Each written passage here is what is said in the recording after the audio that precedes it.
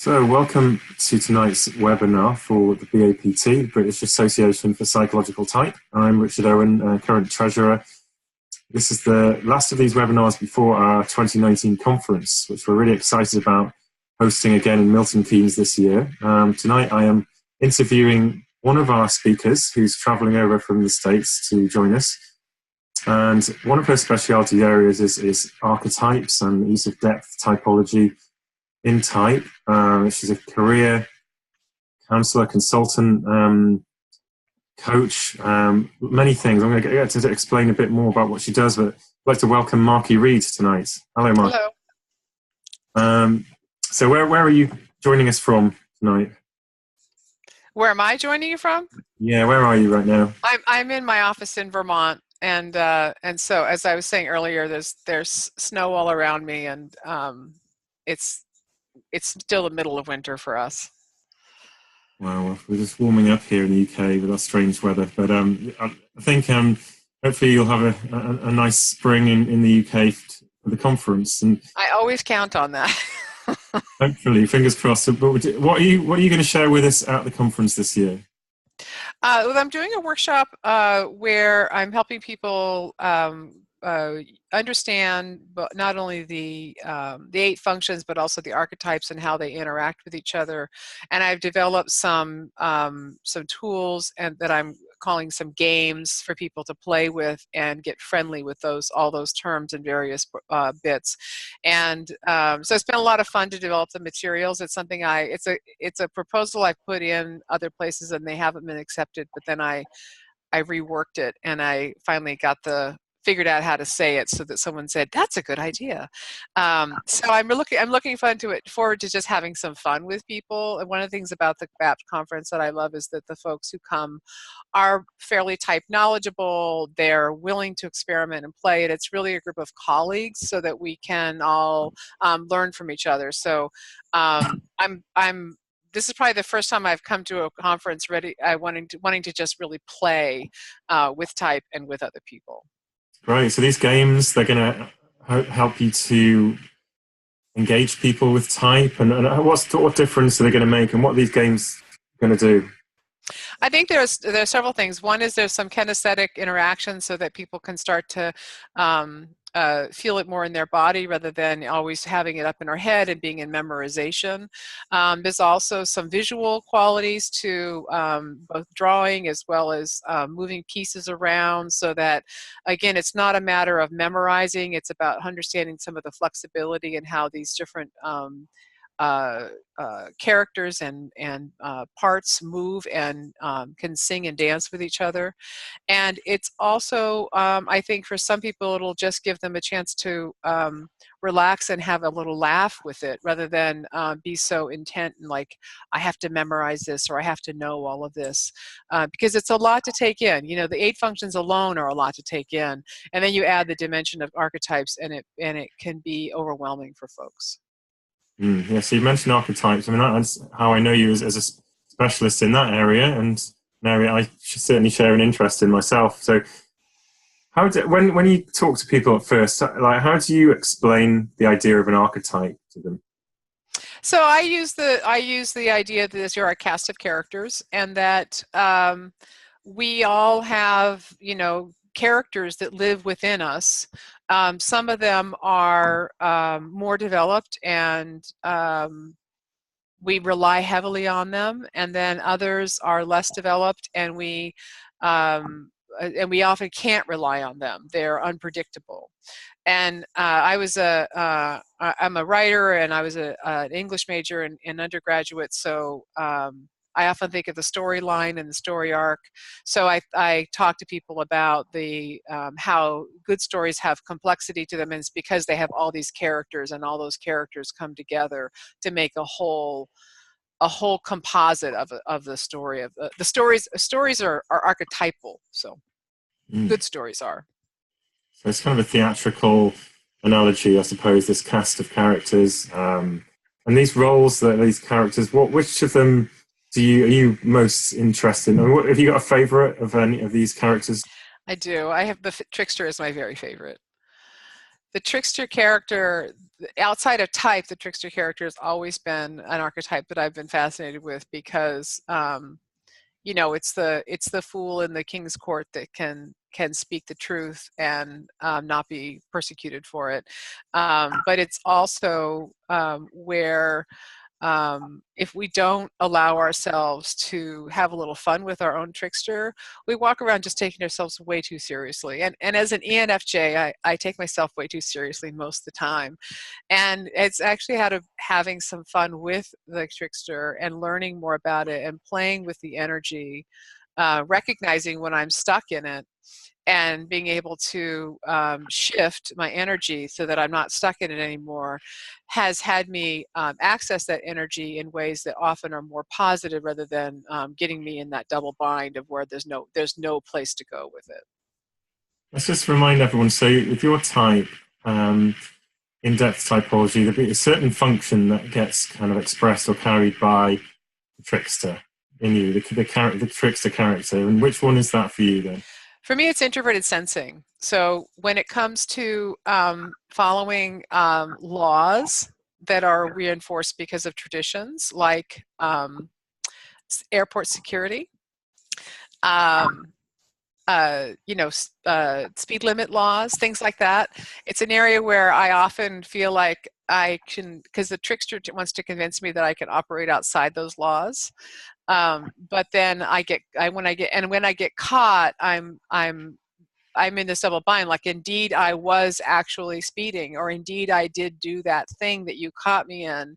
But I think that shouldn't be the case, and so I have this whole, have a difficulty respecting the authority that those folks represent, as well as cooperating with that. When you're dealing with the law, you kind of have to, or you're going to get in worse trouble. But it takes a lot for me to rearrange myself in the middle of those, to not just, spout off and say something really sarcastic to somebody. So there's something about you where you use concrete facts of things that have happened in a sort of sneaky, tricky, mischievous way.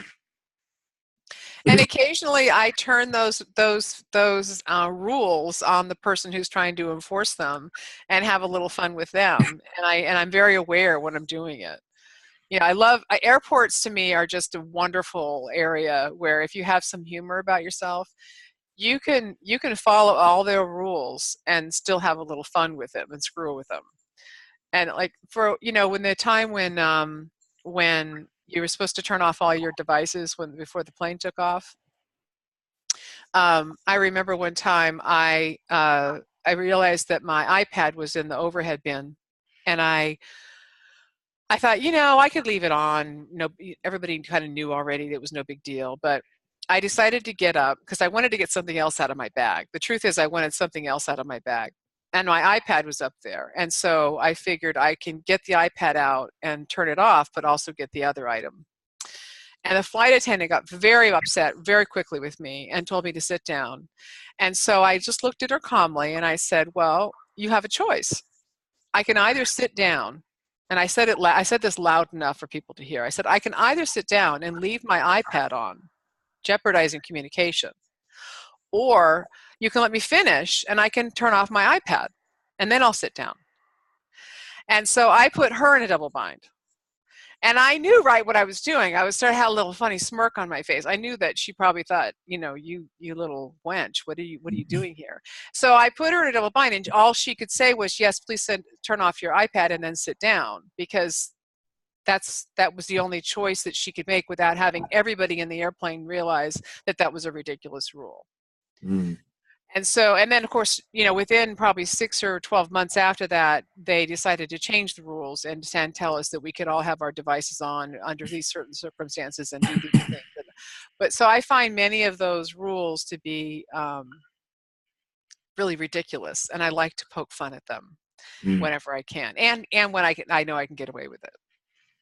Oh yeah. So I mean, this is stuff that's not taught in initial trainings in type and so on. So, I mean, when did you get into the more depth side of psychological type, and how did you learn about it and develop in it?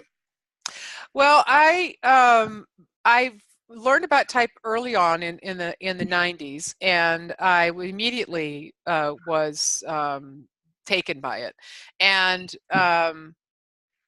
I became a certification instructor. So I taught the basics of it over and over and over again. And we had a really active chapter here in Vermont that I started in the probably around 96 or 7, and that went about 20 years. And we used to bring in some really good people. And one of those people we brought in one time was Leona Haas.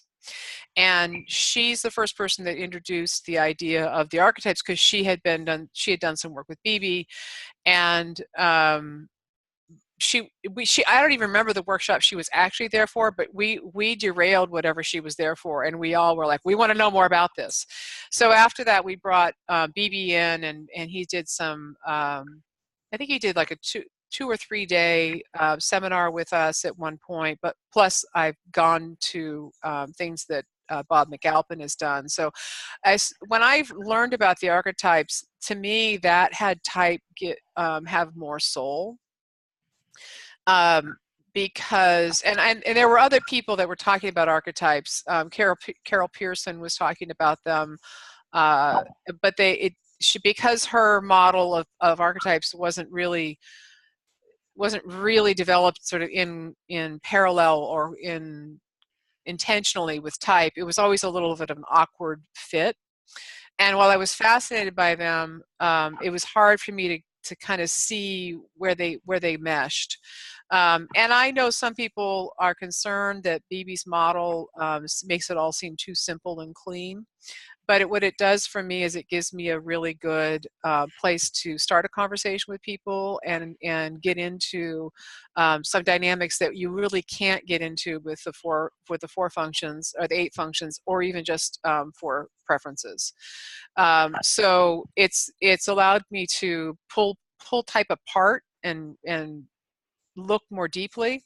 It's also been very valuable for me personally, where, I just realized that there are some areas where I'm a freaking bozo, or I'm highly critical, and I don't realize what I'm doing. I don't realize what is triggering that severe critique, and understanding that my critical parent is extroverted intuition. I'm married to an INTP. I mean, he just loves extroverted intuition, and I shoot down things and I pop his bubbles all the time. So it's helped me pause more. It's helped me be more, instead of just saying sort of tolerating or trying to accommodate somebody. It's really having me look more at what is that over here, taking more responsibility for what's happening here, so that I'm not just trying to be well behaved, but I'm really trying to evolve and learn and work with the energy. Yeah, so it's a lot of things that's opening up. And what sort of clients are you actually working with in your sort of day-to-day work? Well, I work with people who are in leadership positions in organizations, and not everybody really wants to get into the archetype level of analysis. So it's more rare that I get to work with people in the corporate coaching that I do, but individual clients that I'm working with on professional development and personal development, I can get into more of that with them, particularly if they've been recently laid off unexpectedly, and they're hooked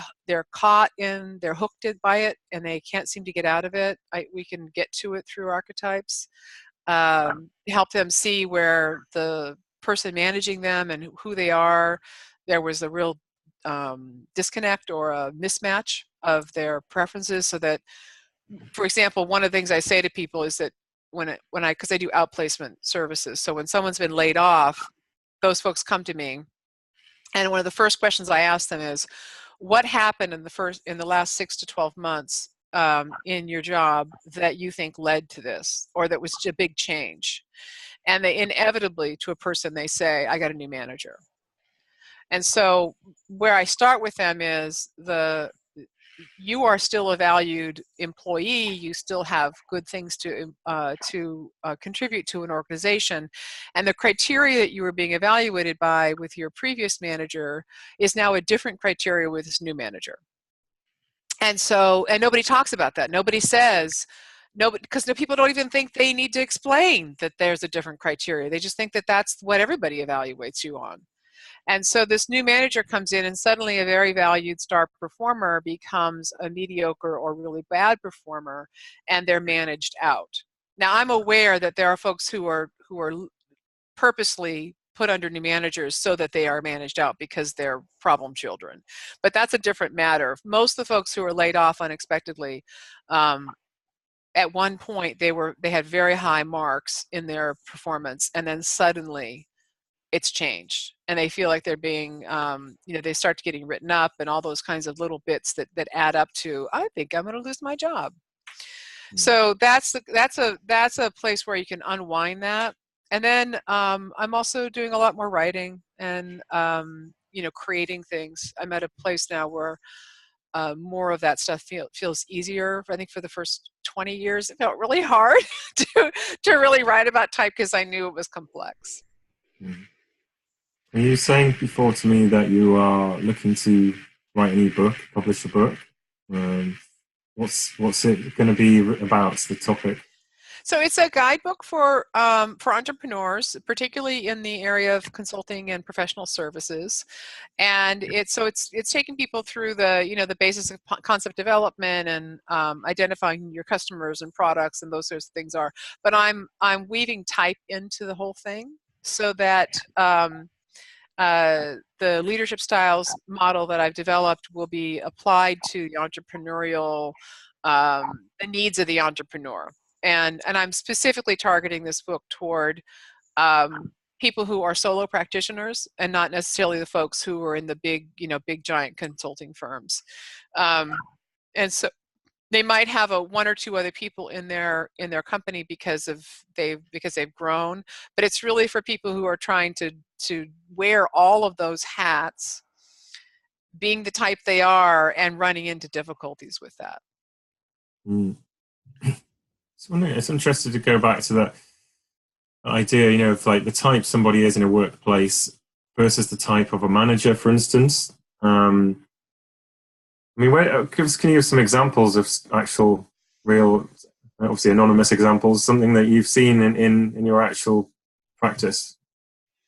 You mean where that disconnect happened, where the criteria changed? Yeah, maybe some examples of actual types in the different roles with managers and. Yeah. So there are managers who are just on the thinking feeling dichotomy is an easy one to look at. So I worked with people who they had a very positive relationship with their manager, and it went beyond the strict work relationship. They were friendly with each other, and they knew each other outside of work. And so they liked each other in that feeling way, so that there was a connection beyond the tasks, which meant that some activities that employee was doing might not have been up to par, or might not have been to the in the way that they needed to be happening, but the manager would not have addressed it, or would not have addressed it as directly. And then they get a new manager, whether by accident or by intention, that's a thinking type, and suddenly there isn't not only the loss of relationship because the people have changed, the characters changed, but also this thinking type. A ESTJ or ENTJ manager is not interested in having an intimate relationship with their employees. They're interested in producing. Let's get out there and produce. And so the more the employees tries to have that personal connection, the more they're seen as not effective. And so suddenly they've gone from being somebody who was well performing because they had they were well left performing because they had a warm relationship with their manager, and then suddenly that's cut off, and they're being managed by somebody who's actively not trying to do that with them, not trying to have that warm relationship. And suddenly they look like they're a bozo. They look like they're incompetent and they aren't doing their job. And because folks get into survival really quickly, I've worked with folks who they try to behave, they try to do the things the new manager wants, but those are so far outside of their preferences that they can't, like, it burns them out. And then they start making mistakes, and then they start being sick, and they don't want to go to work, and there's all this, it snowballs, and it becomes a big mess. And then they end up being, and then sometimes they make an actual real mistake. They might make a financial mistake. They might, go to spend money that wasn't theirs to spend, or book something that really was nobody checked on, or they've put something out, published it somewhere that was damaging. And that's where I think the unconscious functions start to kick in, because you sort of went out, but you can't admit it to yourself. And then that's the reason that the manager says you're out, because you did these things. That's the reasonable excuse to say you're out. So there's a line by which your shadow starts to play out in different ways, and then I suppose you create their own reasons for you to leave, because you kind of, if you even unconsciously want to leave, it's kind of, it makes itself true in a way. Yeah. And most people aren't willing or brave enough to say, I need to get out of here. This is an unhealthy environment for me. I am sinking fast. I'm in trouble. And if I don't get out of here, then I'm going to cause damage either to myself or my reputation or to the organization or somebody else. And we don't have a lot of personal efficacy to be able to do that. And I know not in the U.S., and I don't think it's true in most cultures. They're sort of painting a picture of, a lot of people leaving a job in a kind of sort of storm of resentment almost that leads to conflict, whereas it might be better to cut their losses earlier and say, right, I am making a decision to leave, rather than creating their own exit plan unconsciously through conflict. Yeah. So one of my favorite sayings for people is, when it's time to let go of something, we need to let go of our angels so the archangels can come in. Because we hold on to our angels and we drag them down with us, and we get them all dirty and muddy and mucky with us. And what they're trying to do is say, no, let me go, because the archangel needs to come in here and help you out. But if you keep pulling me down to the earth, then there's no room for something else to come. And that when we can admit, I need to get out of here, and act on it in a responsible way, rather than resentment and anger and all those explosive ways, then something else comes in that and I don't mean to sound like it's somehow mythical, magical, but other things can show up there, opportunities that you wouldn't have looked at otherwise. When you're saying angels in this analogy, do you mean sort of your strengths or your preferred functions, or what? Yeah, it could be. I mean, I'm mixing my metaphors here. So by angels, I mean like it could actually be all your kind of your superpowers and your good qualities that you keep around you that help you be successful. And when we hold on to those, just like when the heroic function over functions, it's no longer effective. It's now actually a detriment to us. So my heroic function is extroverted feeling, and when I am too hung up on that and too much in the wanting the harmony and sort of forcing a harmony with somebody, then it's become a detriment to me, and in fact it turns everybody off around me. So in order to let go of that a bit and to say, all right, well, my definition of harmony, or what I think harmony looks like or feels like, may not be what's called for here. I can let go of that a bit, and then something else can come in, and that's when some of the real power comes in, of the dynamics of the people in the group. And so, if you're working with people, you've been through this process, having that, like maybe trying to overdo their strengths, and or being with in a conflict situation, and then they've become redundant or whatever, and what's the next step? How do people move on from that? Well, unfortunately, most of us need something dramatic to have us move on. So what I find with particularly people who have been very strong professionals, they've had high success in their professions, and they've gone from one job to the next, and usually it's, as they're building through their 30s and 40s and into their early 50s, and then something happens, early 50s, mid 50s, where they get laid off, and all of the things that they used to be able to do either aren't called for anymore, or they try to do them to such a level that it's the over functioning.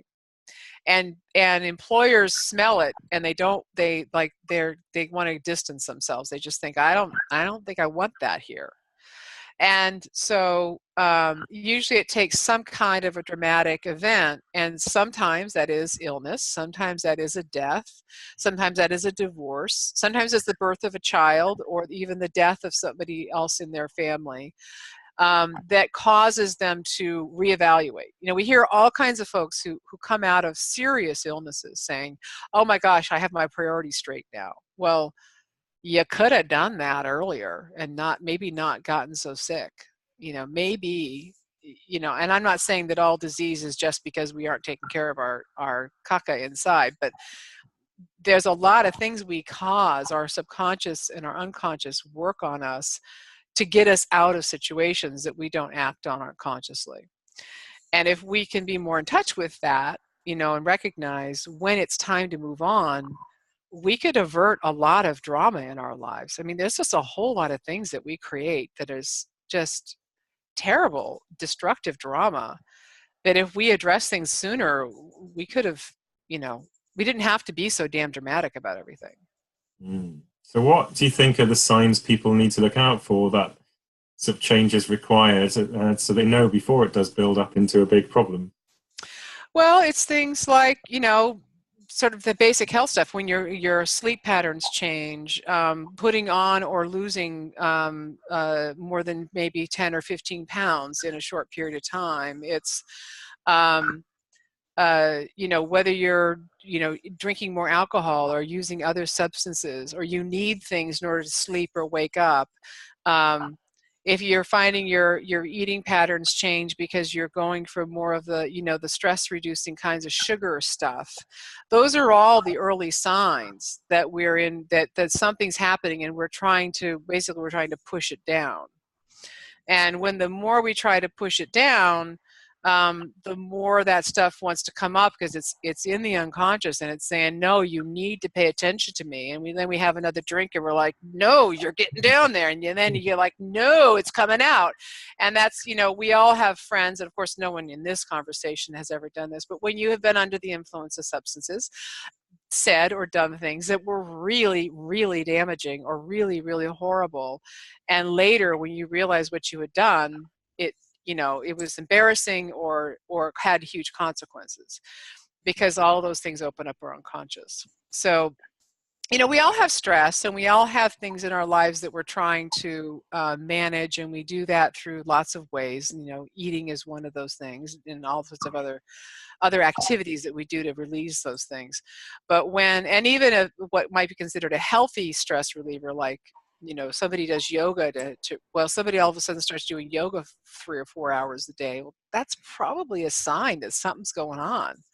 So when you're sort of, you start to become out of balance in one way or the other with your personal behaviors, and that takes observation, that takes time and energy to be noticing who you are and what's abnormal, and having people around you who would say, hey, what's going on? What's happening to you? Yeah, so I've been through some sort of quite big changes in my life recently, and when things all get shaken up and things aren't how they used to be, it kind of makes you kind of feel more sort of emotionally vulnerable, I suppose, to and things get to you that wouldn't have got to you before. I mean, we're talking about transformational. That's what we're now getting into. It's talking about like Jung's like individuation. Actual. Right. Major steps and changes and transformations in life, so that new aspects of yourself come out. And I mean, how do you work with that? And in terms of, say, the 8 functions and the archetypes, how do you see the sort of big shifts in the lifelong development paths? Well, what I notice is that as people, particularly in the we'll call it the first 4 functions, when people kind of as we mature and move through some of the developmental stages of those, there's I'll call classic questions for each function. Each function has its own need. And as we move through those things, as we age through those things, those needs show up. So as a younger person, for example, I wasn't that interested or concerned with extroverted sensing because, like, you know, I had a head and I had a mind, and that's all that I felt like I needed. My body just kind of got dragged along with me, and I was, terribly uncoordinated physically, and I literally ran into things all the time, like really unaware of myself spatially. So, and I was really wanted to be, but I wanted to be in relationship with people. So I was always trying to find ways to connect with people personally. So those are my, my extroverted feeling and introverted intuition were really having a good time. And then in my 20s, I got really into fitness and exercise and health and well-being. I became a vegetarian, and I started back practicing yoga a couple hours a day, and I was doing all these various things to really pay attention to, because all of a sudden it was like I woke up and I said, oh my gosh, there's a body here. Wow, maybe I should take care of it. And so the way that I do extroverted sensing was from a neophyte, because it was like a new, wow, check it out. And I was 20 and 25 years old doing that. So as opposed to a 5-year-old who's dominant as extroverted sensing and is really, physically in their body in this really wonderful sort of, lovely way. I have my youngest son's a dominant extroverted sensing type. And I used to watch him move, and I think, God, he's just beautiful the way he moves. And I know, because we've talked about it now as he's an adult, he used to watch me move and think, like, what is wrong with her? Like, as I was clumsy in my physical space. So this is also true for example, when different types, as they touch into intuition, whether it's extroverted or introverted, they all of a sudden start asking, big life questions. What does it all mean? What's it all connected to? Where are we going? And when that happens later in life, for an ESTP, for example, or an ENFP, sometimes because they're older, those questions seem like, really? You're 50 years old and you're finally asking this question? Especially for those of us who operate in introverted intuition earlier in our lives. And so they're a neophyte in it, and it's exciting and fun and interesting, but it's also kind of like, really, you're just coming to that? So when my practice, for example, I hardly ever see young STPs or SFPs. Usually when an STP or an SFP comes to to me as an individual, is they are in their late 40s and early 50s. Because those questions now are so pressing on them that they cannot ignore them. And they're the questions their parents, if they're, especially if they had intuitive parents, were asking them when they were children about, you can't just run around and do all these things haphazardly. You've got to have a plan, or you've got to have a vision, and they didn't understand it. They didn't understand it, and they didn't appreciate it, and they didn't, they had no idea what that meant. They had no experience of it. So I think that's true for all of us, is that as we move through these developmental stages that are natural and normal, when that function kind of comes online for us, we go through the, Gary and Margaret Hartzler had these 4 stages that I've always appreciated. It's first unconscious, then it becomes, and then we bumble, then we overuse, and then it integrates. And that's more true and more visibly obvious in the first 4 functions than it is in the lower 4, because the lower 4 are trickier because they're unconscious, and they're not really developing in the same way. But as we mature and get more comfortable with those other qualities, we can dig down into that unconscious and start to say, oh, there's some other stuff down here. I'm never going to really understand it fully, but I can be aware of it, and I can work with it and play with it and see how it can be useful to me. I don't know if that answered your question.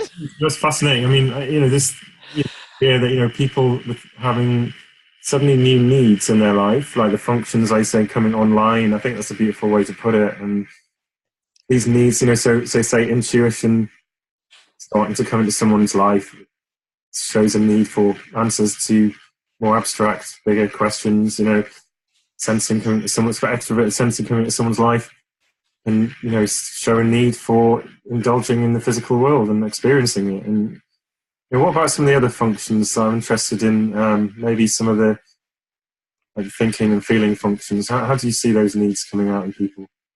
Oh, I always love it when I get an ENTJ who comes in and they're somewhere in their late 40s and early 50s, and they've been very successful, like corporate world. They've really mastered, they've slayed it, they've just really done it well.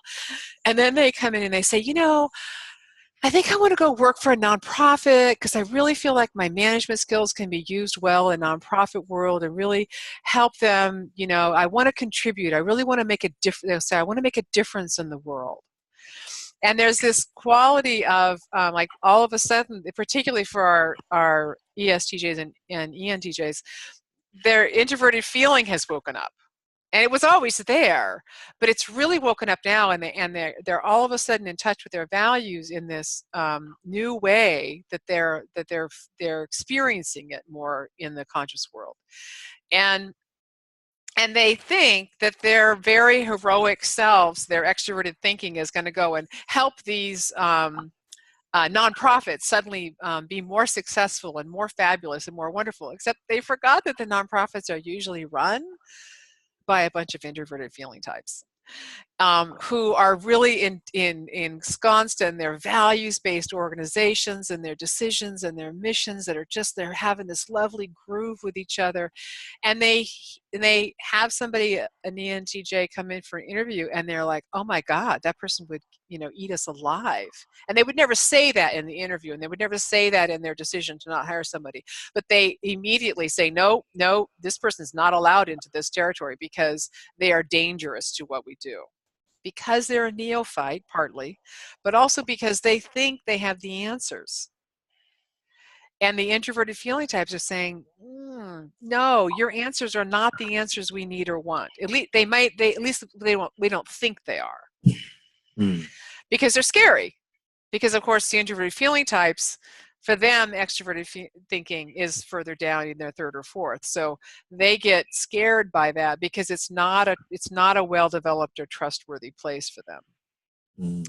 And the same would be true for, I every once in a while I meet somebody who's an ISFP or INFP who actually has, what I'd say, been very successful in the traditional corporate world. And they've done it partly by kind of suppressing some of themselves, but also they have found roles in those organizations where that voice was respected and honored and nurtured to some degree. And these folks also usually have something else in their life that is their real mission and values work. But when they suddenly want to become a financial advisor, I'm always a little humored by that. Not because I don't think they can. In fact, I know INFPs are successful financial advisors, but I know what's kicked in for them. And what they're interested in suddenly is, the world of investments and making all these highly analytical, research-based decisions that are using their sensing and thinking. And they are fascinated by it, and so and because of their values, they want to help people unlock this and figure it out. But they attract people just like themselves. They don't attract traditional investors because the folks who are just like them don't want to go to the ESTPs and the ENTJs and all those folks who are out there in the more traditional financial advisor. Wow, it's fascinating. I mean, what's great about this is, these sort of, let's say, mini almost case studies give you an insight into real lives, and that's where type comes into its own, isn't it? Is, seeing real examples of real types going through their lives and their big changes and these sort of clashes with other types. I think it would be great for people to publish more of this sort of thing, of case studies, because I think it actually brings it into a real, more understandable picture. Unfortunately, we've kind of run out of time. We've gone through 40 minutes already, and it's been fascinating talk. I'd love to keep going. We should invite you back, I think, in the next series and carry on. I'd love to. I think there's a whole world of stuff to explore here. So I'd like to just thank you very much for sharing some of your work with us, and I wish you a safe trip over for the conference. We do have some places remaining if anyone wants to book onto the BAPT conference this year. bapt.org.uk. The early bird, I believe we just extended it because our magazine deadline was missed, and we're now waiting for people to see the call for final bookings in that. So you've still got maybe at least a couple of weeks to book the conference. And we're going to have some great speakers like Markey Read here. So do join us. It's going to be 30th anniversary conference this year, in fact. Wow. Yes, very special type year for BAPT. And some really fantastic talks, some speakers who we've never had before joining us this year for the first time. Some really exciting stuff. So about to draw it to a close, but everyone, thanks for joining us. Stay tuned for another In Conversation with series later in the year. Thank you, Markey Read, and we'll see you soon. Thanks so much. I really appreciate it. Bye-bye. Have a great evening.